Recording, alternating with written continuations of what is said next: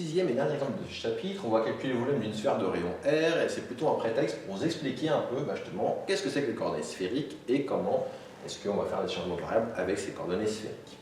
Alors, j'ai triché un peu entre guillemets, j'ai déjà tracé la sphère pour qu'elle soit le plus propre possible, vous connaissez ma qualité en dessin. Donc là, je vous ai tracé une sphère, du coup l'idée c'est de vous dire la chose suivante. Vous êtes sur une sphère, vous êtes sur un espace de dimension 3, en gros, vous êtes sur Terre. Et la question que vous voulez vous poser, c'est comment pouvoir représenter un point n'importe où sur Terre. Alors, première possibilité, un point ici qui est là, je vais l'appeler point M, ça va être quoi par rapport à l'origine qui est là, vous regardez comme d'habitude, les X, Y et Z, avec les trois dimensions habituelles, vous avez vos valeurs de X, de Y et de Z, et vous les retrouvez ainsi.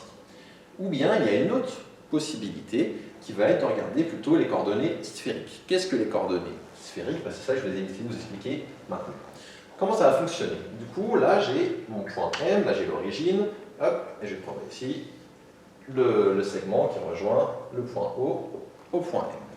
Qu'est-ce qu'on va se dire? Ce qu'on va faire, c'est que ce point M, on va le projeter orthogonalement sur le plan OX, OY. Du coup, là, je vais faire un projeté orthogonal, autrement dit, je le mets sur le plan. Donc là, le projeté, je vais l'appeler H comme projeté orthogonal. C'est quoi un projeté orthogonal? Tout bêtement, c'est là, je suis ici en hauteur. Imaginons que le sol, c'est le plan XY.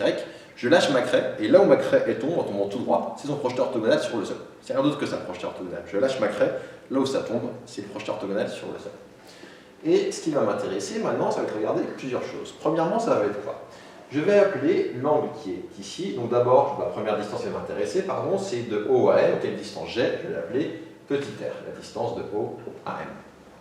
Ensuite, ce qui va m'intéresser, c'est l'angle qui va aller ici, que je vais appeler θ, entre l'axe OZ et l'axe et le vecteur ici OM. Cet angle, je vais l'appeler θ. Si vous voulez cet angle θ, la question que vous allez vous poser, c'est est-ce que vous êtes dans le pôle nord ou dans le pôle sud? C'est à ça θ. Est-ce que je suis au-dessus ici de mon sol ou est-ce que je suis en dessous ici de mon sol? Si je dis que le plan x égale y égale 0, c'est le sol où il y a des pieds. Voilà première chose qu'on a ici. Et ensuite, ce qui va m'intéresser, ça va être, une fois que j'ai fait mon projeté orthogonal, de considérer ici, à cet endroit-là, l'angle phi entre l'axe OX et ici, le vecteur OH. H, c'est mon projeté orthogonal. Qu'est-ce qui va se passer quand je vais faire ceci? En fait, si vous regardez un peu, je vous ai écrit déjà les formules, mais on va y aller par étapes. Quand je trouve mon Z égale R cos θ, on va commencer par trouver Z pour le coup. Donc on pourrait faire résoudre d'abord, faisons d'abord Z. Ce qui va se passer, c'est que l'angle θ qui est là, je vais le retrouver ici. Et du coup, je peux observer qu'il y a une longueur qui est ici Z, avec des formules de trigonométrie, un peu comme pour les coordonnées polaires, je vais laisser regarder. Je retrouve que la longueur qui est ici correspond à la longueur Z qui est là, c'est rien d'autre que R cos θ, que je vais retrouver ici. On peut aussi le faire directement à l'intérieur. Et ce qui va se passer, c'est que la longueur que je vais avoir ici, qui est la même que j'ai là, ça va être la longueur qui va avoir R sin θ. Et ce qui va se passer, comme cette longueur vaut R sin θ, X il va valoir R sin θ cos phi, et mon Y il va valoir R sin θ sinus phi. Et voilà comment j'obtiens les formules X, Y et Z. Une fois qu'on a ça bien en tête, donc je retiens à quoi correspond chaque chose. Le R, ça va correspondre à la distance que vous avez entre l'origine de votre repère et le point qui vous intéresse. Le θ, si vous voulez, donc là on a le point Z. Votre θ, s'il est comme ça, si vous avez un point qui est totalement dans l'axe des Z, qui est comme ça vers le haut, un vecteur qui est vers le haut, ça va vous donner un θ qui va être égal à 0. Et ce qui va vous intéresser, c'est ce que vous êtes, on va dire dans l'hémisphère nord, l'hémisphère sud, et totalement au pôle nord, totalement au pôle sud. En gros, votre θ, ce qui va se passer, c'est qu'il va tourner, il va pouvoir être soit comme ça tout en haut, et quand je fais tout en haut, j'ai un angle de θ qui est 0, parce que justement, j'ai pas fait tourner.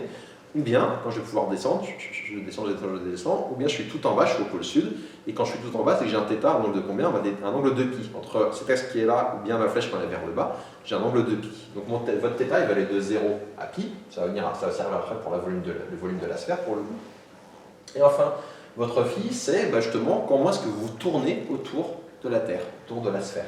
Du coup, le phi, c'est combien vous tournez autour de la sphère. Du coup, ce phi, lui, va varier de 0 à 2pi. Donc attention, il ne faut pas faire varier phi et θ de 0 à 2pi, parce qu'en faisant ça, en fait, vous compteriez plusieurs fois, vous auriez plusieurs points qui seraient comptés plusieurs fois. Et ça, il ne faut pas. Un même point, quand vous avez des coordonnées, il faut qu'un même point soit compté une seule fois et qu'il y ait un seul coordonnée possible. Imaginez un GPS, si un même point peut avoir deux coordonnées GPS différentes, on s'y retrouverait plus. Donc il faut bien avoir ça en tête, il faut qu'on ait à chaque fois une seule coordonnée possible. Et du coup, c'est le phi, comment on tourne comme ça, qui va être 0 à 2pi. Et le θ, pour savoir si on est au pôle nord ou au pôle sud, lui, il va descendre de 0 si on est au pôle nord, et il peut descendre jusqu'à pi Ici, on est au pôle sud. Grosso modo, vous voyez ça aussi. Une fois qu'on est là, on a cette formule. Pareil, je ne vais pas vous dire d'où elle sort, je vous demande de la connaître par cœur. Et pour trouver le volume de la sphère, ça va être l'intégrale triple sur la sphère de 1 dx dy dz. Et autant la sphère en coordonnées cartésiennes, c'est pénible à écrire, ça serait racine de x au carré plus y carré plus z carré inférieur ou égal à grand R. Ça serait vraiment pénible à écrire là et faire le calcul. Autant quand je passe en coordonnées sphériques, qu'est-ce qui va se passer? Il va se passer que mon R il va aller de 0 à grand R. Donc soit je suis au centre de ma sphère, soit je ne peux pas dépasser justement le bord de ma sphère. Θ, il va aller de 0 à pi, soit je suis au pôle nord, soit je suis au pôle sud, ou bien je peux comme ça tourner dans ce sens-là. Et phi, il va varier de 0 à 2pi pour savoir est-ce que je suis plutôt dans ce cadran-là, cadran derrière, cadran là ou cadran là. D'accord? C'est tourner comme ça le phi. Et ça va donner de 1 fois r carré sinus θ dr, dθ, dφ. Et maintenant, pour faire le calcul, ça va donner intégrale, donc mon r. Bon, je n'ai pas besoin des bords que je vais séparer, ça va être intégrale de, enfin pas besoin de mettre pardon, le r égal. Intégrale de 0 à r de r carré dr fois intégrale de 0 à pi de sinus θ dθ, et enfin fois intégrale de 0 à 2pi de dφ. Ça va donner primitive de r carré, c'est r cube sur 3, donc on va avoir du r cube sur 3 entre 0 et grand R. Primitive de sinus θ, ça va être du moins cosinus θ entre 0 et pi.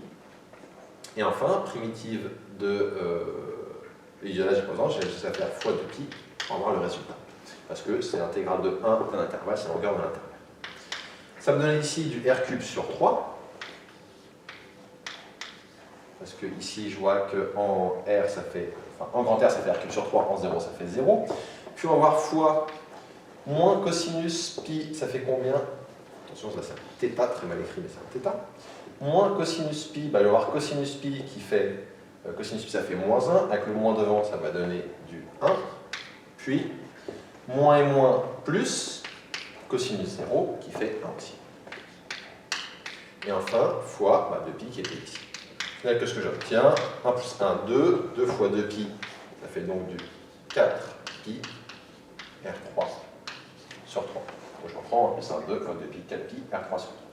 Je termine ce calcul qui était pas vraiment compliqué. On en fera d'autres, disons plus compliqués. Enfin, plus compliqués, où il y a un peu plus de choses à faire de changement de variable avec coordonnées sphériques. Mais là, l'idée, j'ai pris un petit peu de temps. Je ne sais pas si j'ai réussi, parce que j'ai aucune idée de comment ça se passe pour vous devant votre écran. Là, je ne vous ai pas face à moi pour voir comment vous réagissez, pour avoir les questions actuelles que j'ai à ce moment-là.